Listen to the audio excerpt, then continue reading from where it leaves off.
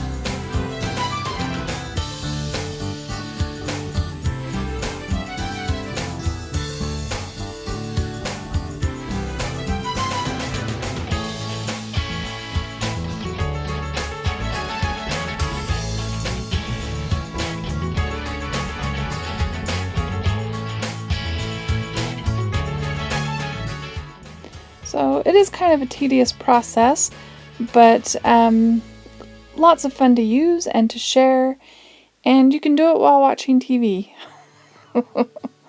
So here are the different pages. I did not show the process of making them all because it would have taken forever.